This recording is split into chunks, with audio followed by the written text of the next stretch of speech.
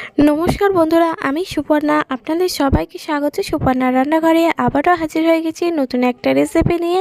আজকে রেসিপি হলো ঘিয়ে মৌরলা মাছের বা আমুদি মাছের ঝাল। আমাদের এখানে কিন্তু ঘিয়ে মৌরলা মাছ বলেও এই মাছকে অনেক নামেই ডাকে। তো মাছটা আমি দেখুন ধুয়ে বেছে পরিষ্কার করে নেব। আর মাছটার মাথার মধ্যে কিন্তু বালি থাকে, আর মাছটা কিন্তু নুনে ভরা, তাই মাছটা ধুয়ে আর নুন মাখাতে লাগে না, শুধু হলুদ মাখিয়ে ভেজে নিলেই হয়ে যাবে। তো মাছটার মধ্যে হলুদ মাখিয়ে নিয়েছিলাম, আর এদিকে সর্ষের তেলের মধ্যে অল্প একটু হলুদ দিয়েছিলাম। তো তেলটা গরম হতে মাছগুলো আমি কিন্তু তেলের মধ্যে দিয়ে দিলাম। দিয়ে মাছগুলো উল্টে পাল্টে একদম লাল লাল করে ভাজা করে তুলে নিচ্ছি। তো তরকারি করার জন্য আমি পেঁয়াজ কুচি, টমেটো কুচি, কাঁচা লঙ্কা আর আলু সরু সরু করে কেটে নিয়েছি ভাজার মতো করে। আর কিছু কিন্তু লাগবে না। তো এবারে আমি মাছ ভেজে নিয়েছি, ওই তেলের মধ্যেই আমি দিয়ে দিলাম পেঁয়াজ কুচি। পেঁয়াজটা একটু ভাজা করে নিতেই তারপরেই আমি দিয়ে দিলাম কেটে রাখা আলুগুলো কিন্তু দেখুন আমি কিন্তু ঝিরিঝিরি করেই কেটে নিয়েছি।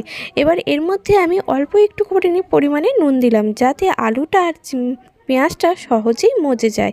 তো এবারে আমি কিছুক্ষণ নাড়াচাড়া করে নিতে দেখুন বন্ধুরা, আলু পেঁয়াজটা একদম মজে গেছে এবং ভাজা ভাজা হয়ে গেছে।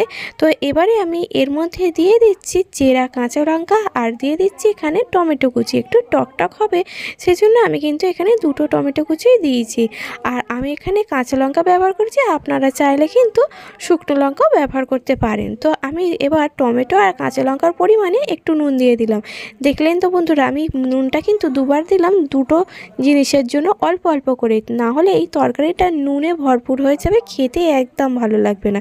তো টমেটোটা লঙ্কাটাও তেলে ভালো করে ভেজে নেওয়ার পর এবারে আমি দিয়ে দিলাম পরিমাণ মতো হলুদ। দিয়ে আবারও আমি সমস্ত উপকরণের সাথে হলুদ গুঁড়োটা ভালোভাবে মিশিয়ে নিলাম। এবারে কিন্তু আমি এর মধ্যে দিয়ে দিচ্ছি জল। এই মাছটার কিন্তু ঝোল করলে খেতে একদম ভালো লাগে না, সেই জন্য আমি কিন্তু অল্প পরিমাণেই জল দিয়েছি। আর জলটা দেখুন ফুটে উঠেছে, আর আলুটাও শুকনো হয়ে গেছে, সেদ্ধ হয়ে গেছে ভালো করে। এবার এর মধ্যে দিয়ে দিচ্ছি ভেজে রাখা মাছটা। তো মাছগুলো দিয়ে ভালো করে আলুর সাথে নাড়াচাড়া করে এবার আমি নামিয়ে নেব।